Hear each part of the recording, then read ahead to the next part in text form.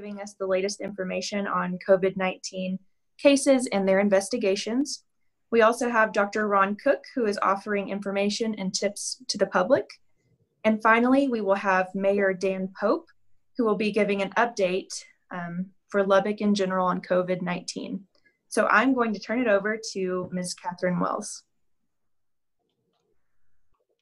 Good day, everyone. I want to update you on our current numbers of COVID-19 cases in Lubbock and also reiterate the need for us all to be following the same guidelines. The health department is currently reporting 6,295 cases of COVID. This is as of yesterday evening, August 11th.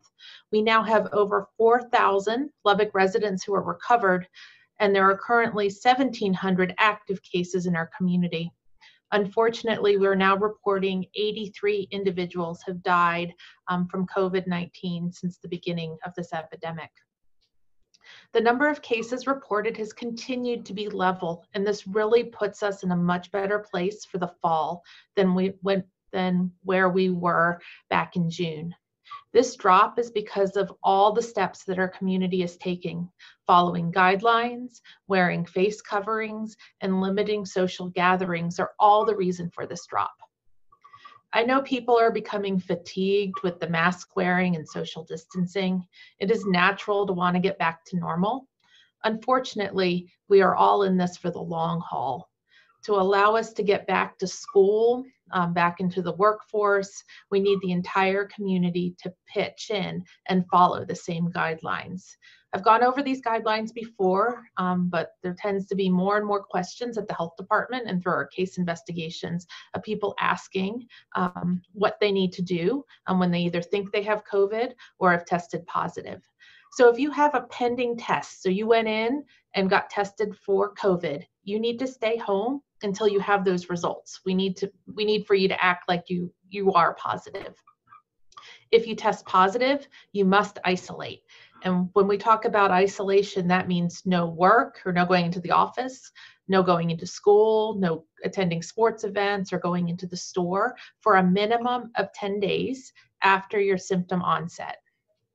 And then if you're a close contact, and this is one of the places where we have the most confusion. So if you're a close contact, this means that you were within 6 feet of a case for at least 15 minutes without a mask. So if you were around someone that was positive for COVID for 15 minutes without that mask, you must stay home for 14 days. The reason for this is because you are now at high risk for developing COVID. Staying home ensures that you won't spread the disease to others, especially during those first few days of infection where you can be highly contagious. This is something you can't test out of. So if you've had an exposure, you can't go into the doctor and get a negative test. You still must stay home for these 14 days to make sure that either so that you're safe while you develop COVID or that you don't spread it to others. And it's so important that we have people follow this 14-day guideline. Again, I really encourage the community to continue to follow all of these guidelines. We are seeing those numbers go down, and that's really because of you all. And I'm going to go ahead and pass it over to Dr. Cook. Thank you. Thank you, Catherine. I appreciate that. You know, let me reiterate what Catherine said. It's clearly evident by our numbers that our mask wearing and social distancing is working. We've been at this a few weeks now, and we're seeing our numbers come down. And the hospital numbers are slowly coming down. They always lag behind a couple of weeks. So we are seeing some evidence that this is working. Now, I also want to thank Catherine for mentioning this fatigue, this COVID fatigue, and it's actually a documented phenomenon. We're tired of this. We're just tired of all of this. We're tired of being cooped up. We're tired of being careful. I'm tired of wearing a mask. I'm tired of being scared. I'm tired of not being able to go out. I'm tired of not being able to hang out with close friends and have a meal together with people that are not in my family nuclear group. So we're just tired of this. But let me tell you, this virus is not going to go away anytime soon.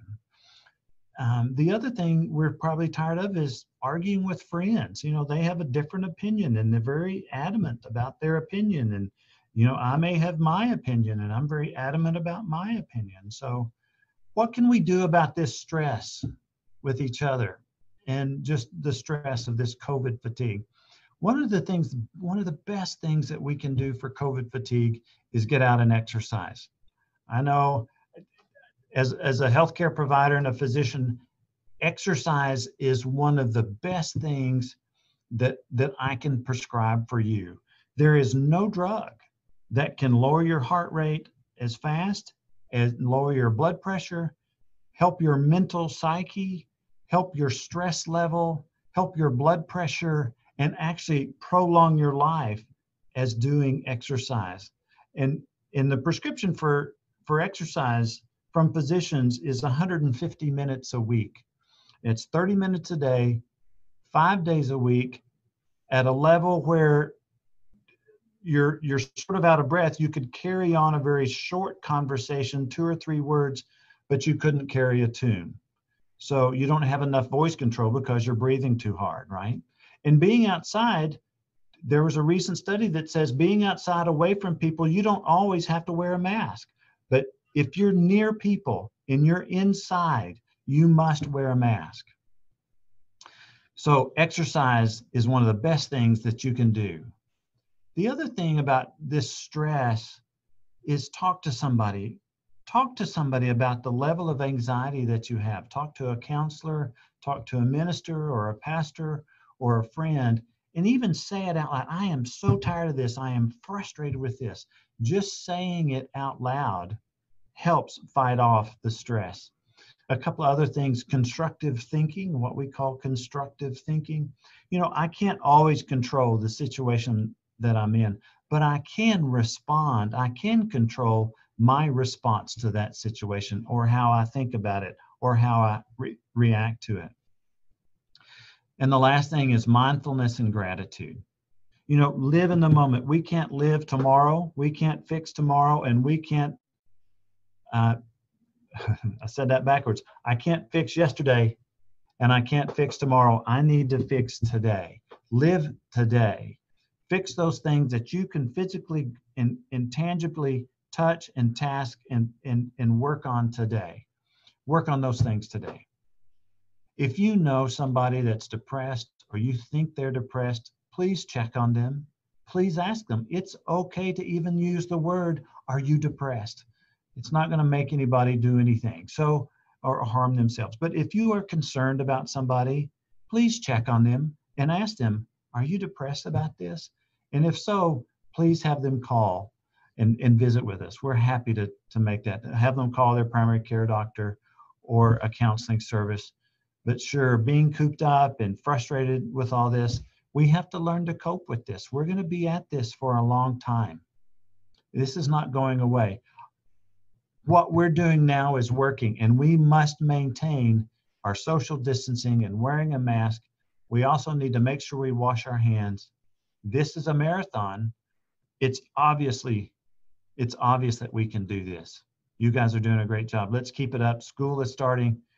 I expect our numbers to rise a little bit. Let's just make sure we keep fighting the fight. Let me hand this off to our mayor, Dan. Thank you, Dr. Cook. Good morning, everyone. I want to. I'm so thankful for Dr. Cook and for Catherine Wells and their teams and what they or their team, Catherine's team, and what they're able to do together. I just want to make sure I start by thanking you guys this morning. Let me share a few data slides with you real quick.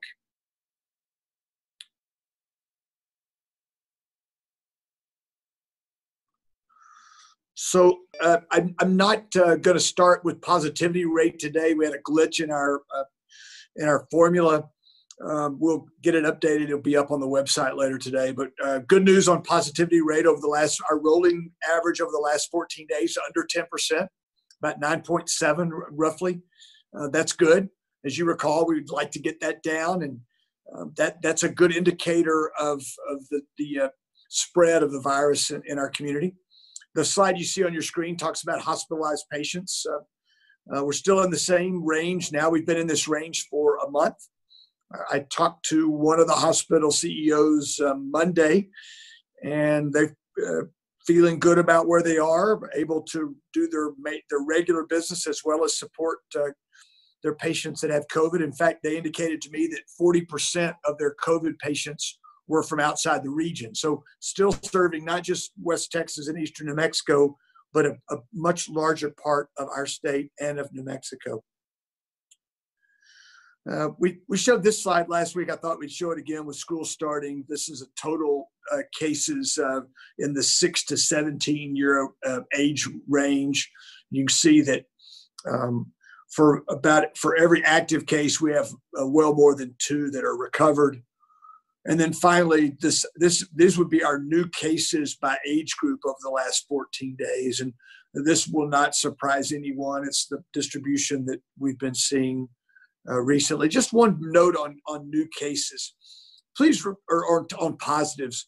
Please know that when someone tests positive, if they're retested, they go for another test, or if they're tested again somewhere down the road, we are not double counting those tests. That is just, if they test positive more than once, that is just one positive test. We do our best at the health department level to filter out anyone who has gotten more than one positive test. I've gotten a number of questions about that. I thought it might be worth mentioning.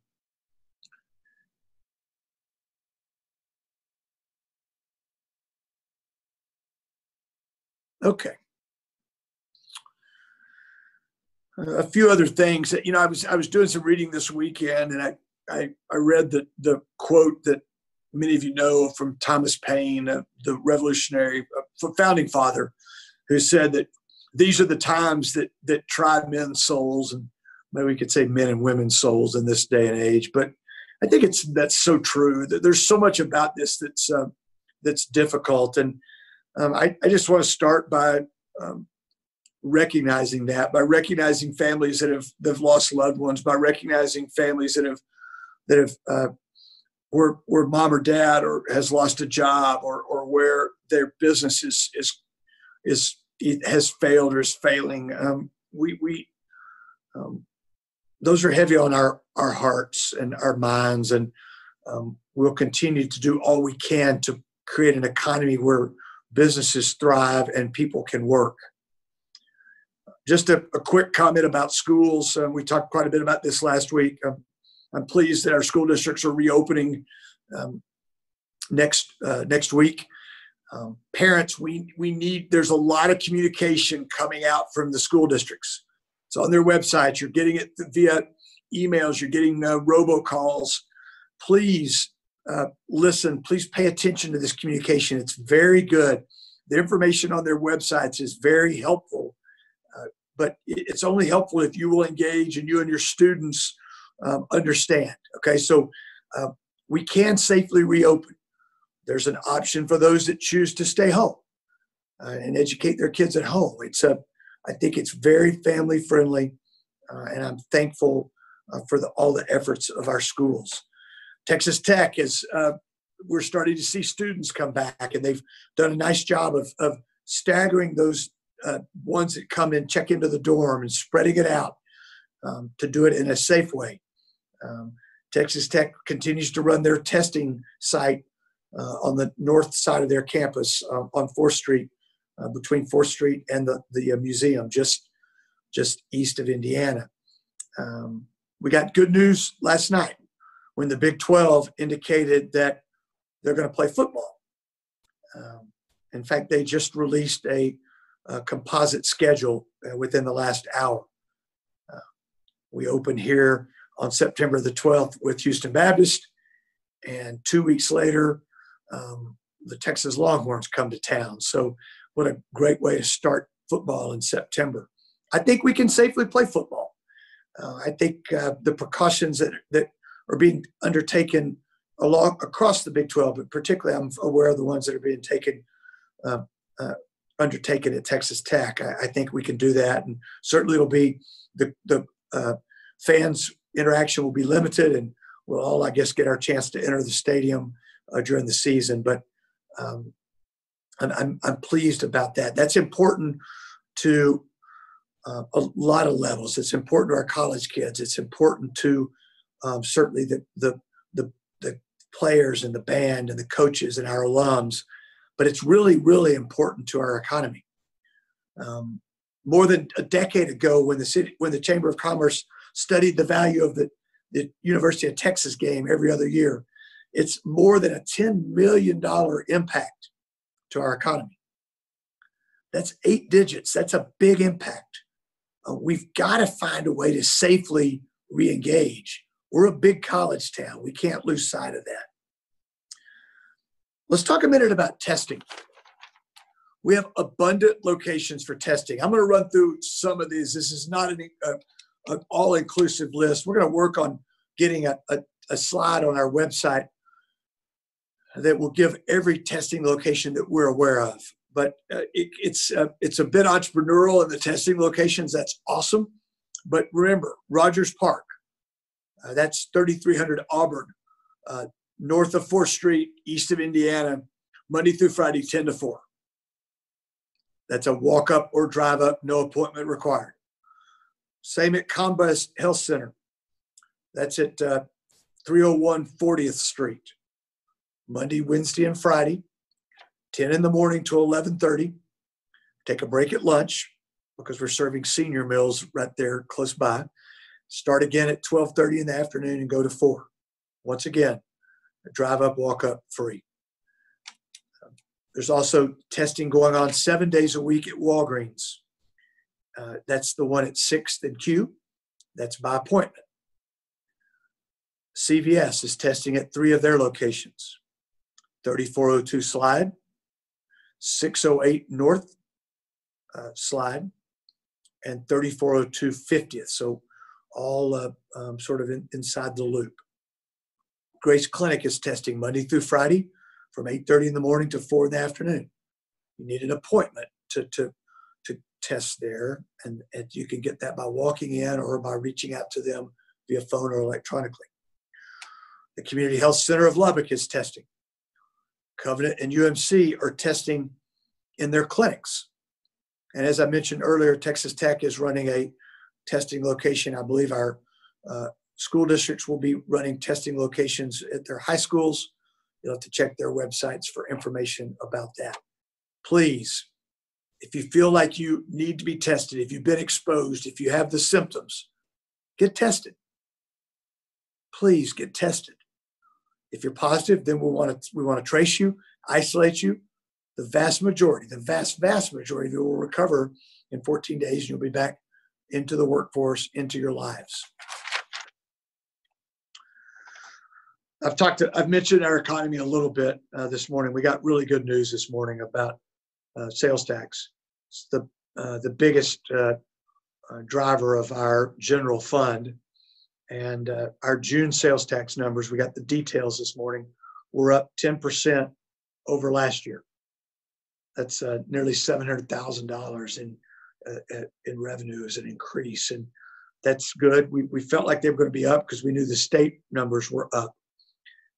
That proves that we're able to reopen, and I think do it pretty safely. However, don't forget about your local businesses. Don't forget about those businesses that, when you call them to sponsor your kids' volleyball or softball or baseball team, they say sure, and their name's on the jersey. They're the same businesses that give you the gift card for the silent auction for your charity or your PTA event. They're the businesses that cater our anniversary dinners or our graduation dinners, or maybe the dinner after our loved one's funeral. They're the businesses where we buy our necessities, our clothes, or our sportwear. Please don't forget about them. It's easy to click on the internet and shop on Amazon. It sometimes takes a little more effort to shop local, but it's really, really important that we don't forget those businesses that have been here so long for us. Many of them are providing curbside delivery, or if you order from them, they'll deliver directly to you. They've changed their business models. They want to serve you safely. Finally, thank you. Thank you for adapting. Thank you for being smart. Thank you for being safe. You know, discipline or West Texas horse sense means jobs. It means freedom. It means lower taxes because we don't have to fund government programs. It means that we get to live a life that's we can, safely and responsibly live. It's a life that we, for the most part, recognize. We've got to stay on that track. I'm so thankful for all of you. Abby, that concludes my comments this morning. Thank you, Mayor Pope. We're now going to move into the media question segment. And so first up, we have Matt Stell with KMAC News. Matt, are you with us? Yes, I am, Abby. Thank you so much. My first question, or really my only question, is really for the entire panel. We've been talking about schools. Of course, Mayor Pope just mentioned that they'll be reopening next week.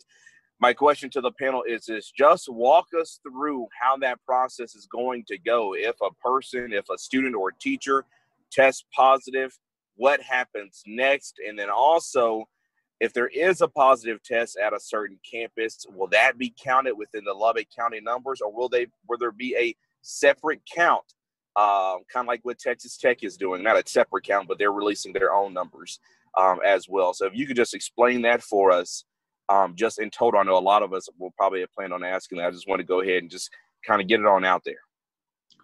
So, Catherine, why don't you take that one? I want to preface it, Matt, by saying, first of all, thanks for your question, but we're not going to run their businesses. The schools can do a good job, but we work very closely with them, and I think Catherine can provide some input and some light to your question.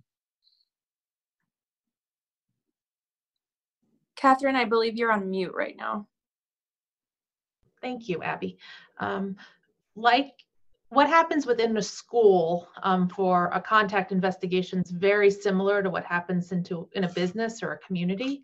We're going to be looking at working with the school, but really looking at what that exposure is.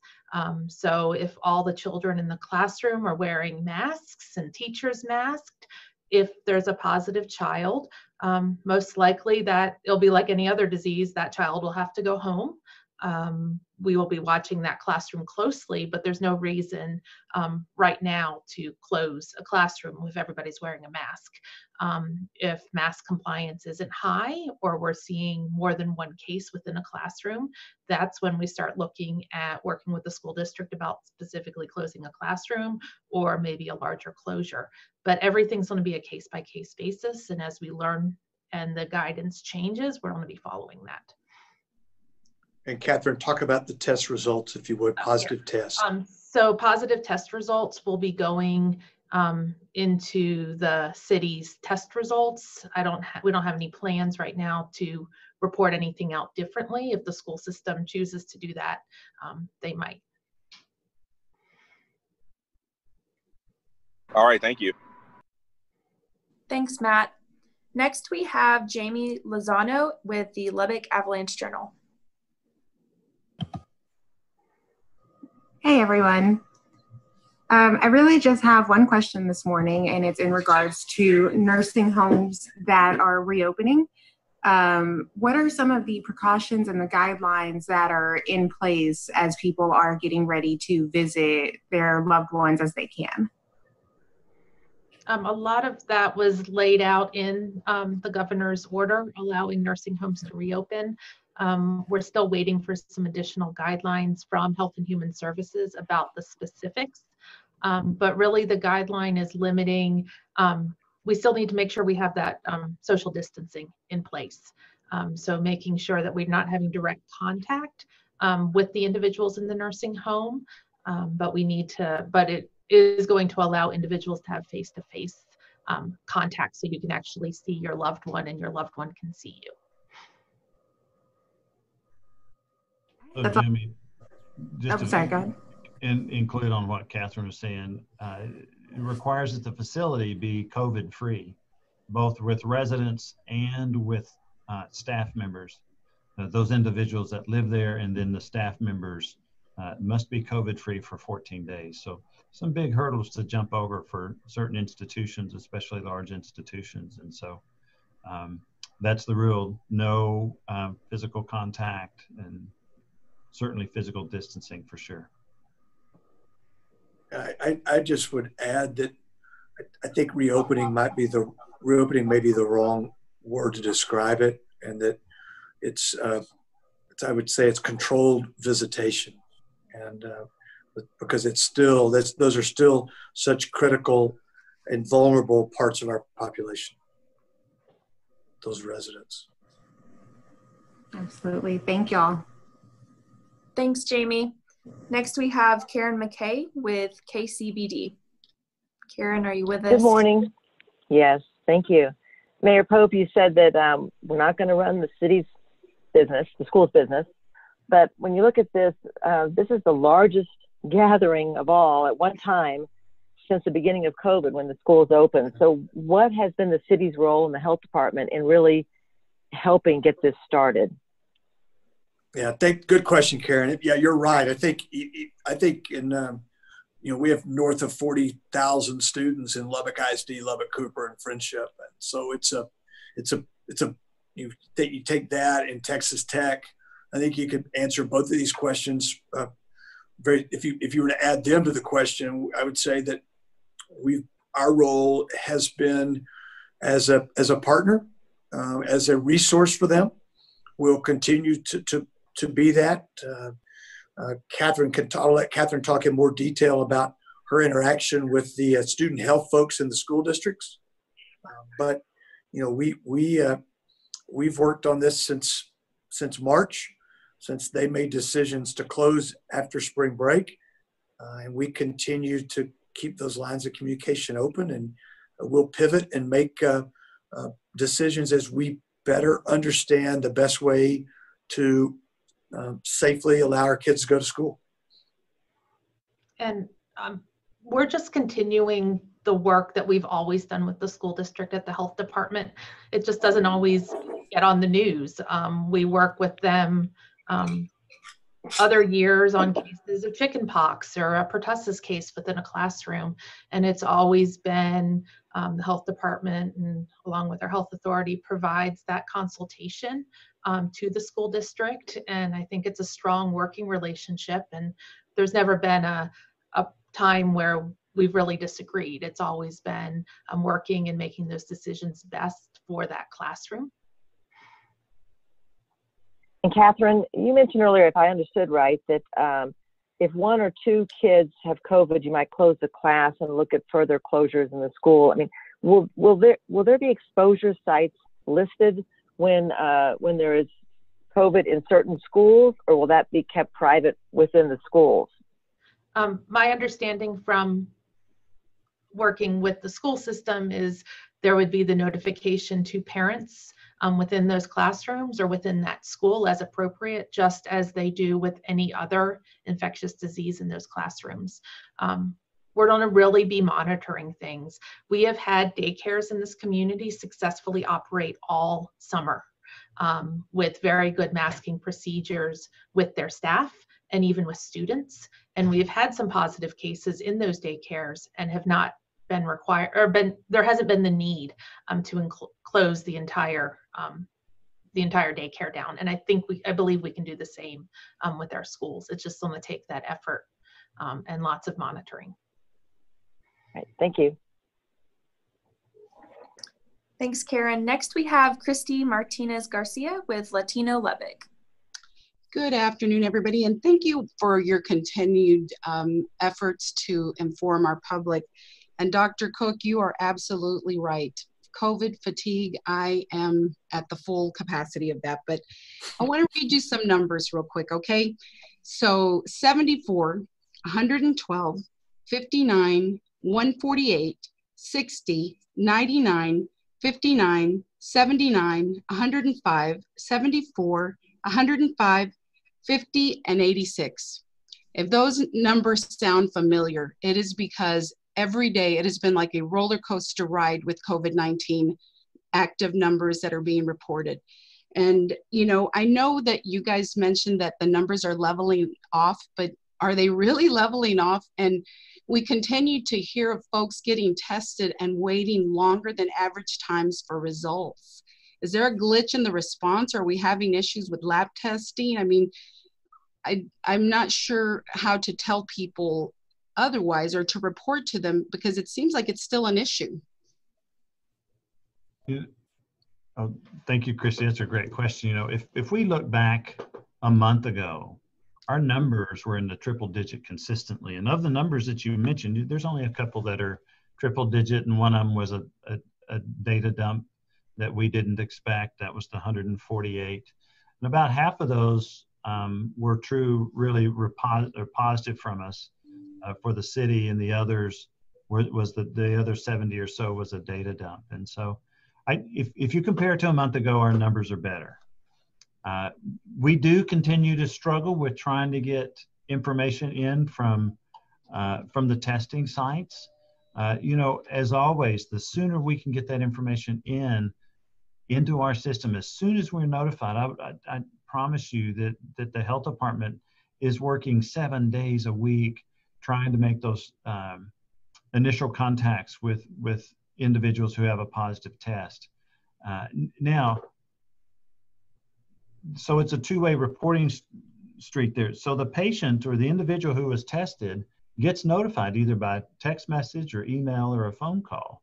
And so those individuals, when they get tested, they need to stay at home, and especially if they're positive, and wait for us to call. And so then the city then waits for our results to get to us. And so, but as soon as we get that result, we start working on those numbers immediately. And Catherine can fill in for that too. So. Yeah, and there is a difference between, depending on who's running the tests, we see variations within that response. There are 10 or 15 different laboratories across the state, or 10 or 15 different laboratories in Lubbock that are processing tests. So some places you go, it gets sent to one laboratory versus another. So there is some, there are some differences in there. We're working with all these independent laboratories, working to get test results back to us as quickly as possible. But I think there's more of a delay in getting to the health department than actually getting to the individual. Mm-hmm. I know many schools that have opened are already facing repercussions and even causing closures. And I know that we're all cautiously optimistic and praying for the best. And area school districts are planning and preparing, and they're doing a great job. But even before college classes have commenced, I know TTU is already reporting cases among students and faculty and staff. I looked on their reports. They hadn't had anything since the 10th. But now Tech announced its new football schedule, and I can't wait for that. But they continue to evaluate seating options. So that's also great news that they're going to have limited capacity in the coming days. They'll announce that. But should the public be concerned, and what precautions is the city taking to prevent COVID-19 spread and exposure from the university? Because if you recall, it was a college student that triggered the spread in Lubbock. And also, Mayor, last week, I know you just said it because I understand, there's a protocol, but you said when I asked about schools and whatnot, you said it wasn't your business. And I know you didn't mean it like that, but it is ultimately your business because those children are connected to families who are residents of this community. So will you guys, or Mayor, will you talk a little bit on that? Because, and I want you to know I think the media's role is to ask the questions that are important and not to attack you, but to hold you accountable if need be. Yeah, fair question. I think, let me restate, let me try to explain my comment about it's not our business. Certainly every child that lives in Lubbock is our business. Every family is our business. I think the school districts, with their leadership and their elected boards, need to be accountable and responsible, and I think they will be responsive to COVID-19. And we're going to work with them and be a good partner, like we talked about a bit earlier. As it pertains to Texas Tech, I'm going to yield to Dr. Cook in just a minute. He's right in the middle of their discussions and the work that they're doing. But I do trust that they will make the kind of decisions that need to be made, taking the safety of students and faculty and staff, putting that at the very top of the list. And Ron, what would you add to that? Before Dr. Cook responds, Mayor, the accountability does go both ways. That also includes City Council and the mayor. So I do want to reinforce that, because the students, we're already seeing parties. We're already seeing gatherings. So, okay, Dr. Cook, I apologize for interrupting. No, that's okay. Christy, just like school districts, Texas Tech has spent many, many hours trying to determine how best to deliver the educational process and keeping not only the students safe, but the faculty and the staff safe. They're going to do online, they're going to do in person, they're going to actually take a picture and have assigned seating, and so that if we have to do contact tracing, it'll be much easier. And Catherine, let me give Catherine credit here. She came up with the idea that, pardon me, that the schools are nodes, and there's responsible persons at each one of those institutions, including Texas Tech. And then Texas Tech is going to do their own contact tracing under the auspices of the health department. So that offsets her responsibilities per se, so that she can deal with local positive tests, but the students that become positive, that's going to be handled by Texas Tech.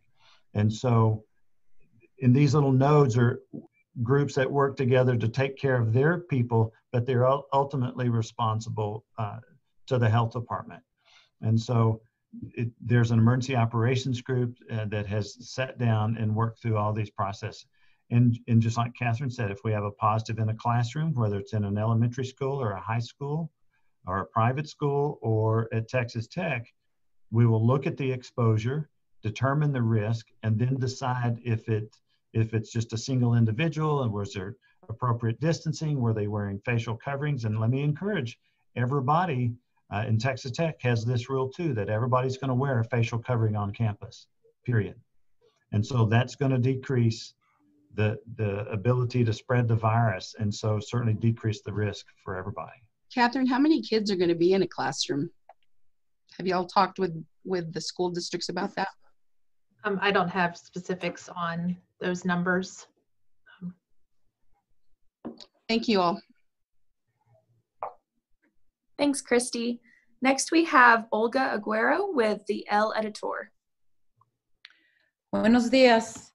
Thank you for being here today with everybody. I just have a couple of questions. The mostly of the testing right now that's happening and the cases, are they community spread or is it going to any hot spots? And as for positive cases, are they getting retested now? Because at one time I knew, and I know that some people would ask to be retested, but they wouldn't be able to. So is this something that's happening now more often? I'll go ahead and start with those. As far as hotspots in the community, we're really not seeing those types of clusters of cases anymore. And I really attributed that to really community-wide mask wearing. I don't think we're seeing large groups of those exposures. What was your second question, Olga? I'm sorry. Are all the positive cases now getting retested? Because at one time they were asking if they could get retested, but they weren't able to. So now the ones, they're getting retested? Yeah, there's no need for retesting. CDC released new guidelines, and I definitely want our employers out there to hear this. Once somebody has completed 10 days of isolation and they've been without symptoms for at least 24 hours, they are able to return to work and return out into the community. There's a special caveat of 20 days of isolation for those that are immune compromised, but for the general population, 10 days, 24 hours without symptoms, and no need to retest. Okay. As for school, I guess my question, I can direct it directly to LISD, but one of the things I haven't heard from LISD is if it's going to be mandatory for mask wearing at the school, and maybe avoid seeing pictures or, hallways as clustered as it was in some other schools. Let's keep Texas very unique and very special. As for, if this is for the mayor, if positivity rate increases, Mayor, at one time we had spoken, and you had emphasized that you would like to have that positivity rate to be 6%. Now that school's going to start, and y'all are indicating that there's going to be numbers increasing, if that positivity rate increases to say 14 or 15%, what will be your role, or what's the plan for Lubbock? Thanks for your question, Olga. We certainly hope we don't go back to that kind of positivity rate. Other parts of the state are seeing higher rates than that even as we speak. If we get to that point, we'll deal with it at that time. We've been there before. We learned from that. One of the things we've learned from that is face coverings do matter, and that the compliance in that regard helps. And I think when you couple that with just personal responsibility, common sense, and who we hang out with, where we go, what we do, how we keep ourselves clean and healthy, we can win the day. Gracias. Gracias. Thank you, Olga. Next we have Terry Furman with KLBK. Good afternoon, everybody.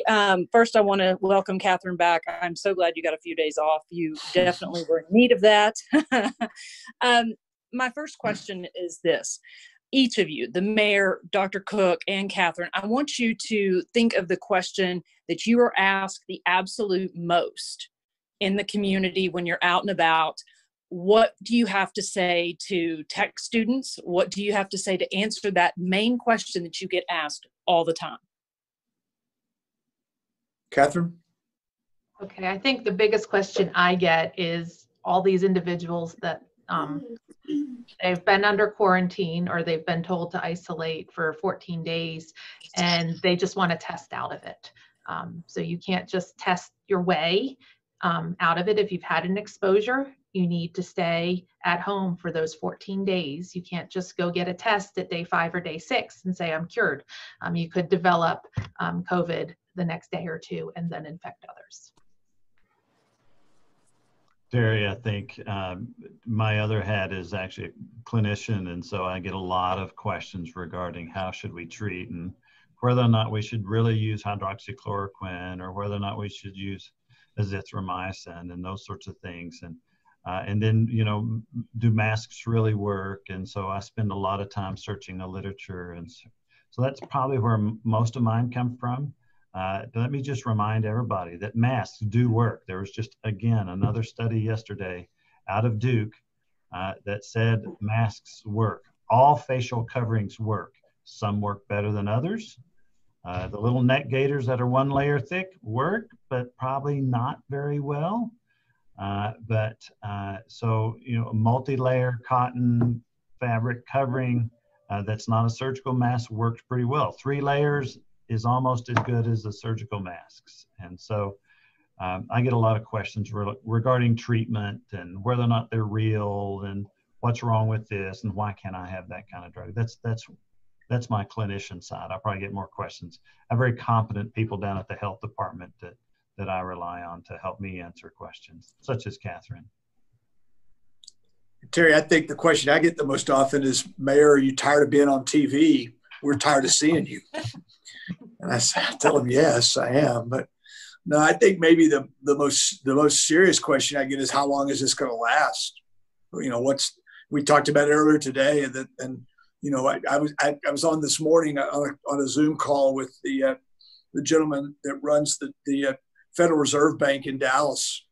And he was encouraging us to think about this for the long haul, even once there's a vaccine, to think about this for the long haul, that we've we've got to reset our expectations about what the way we go about our daily work, our daily, our lives, and that's hard to do. But I think that remains the message. That doesn't mean we can't go to church. That doesn't mean we can't see our family. That doesn't mean we can't go out to eat. But we've got to do it with taking the right type of precaution. All right, thank each of you.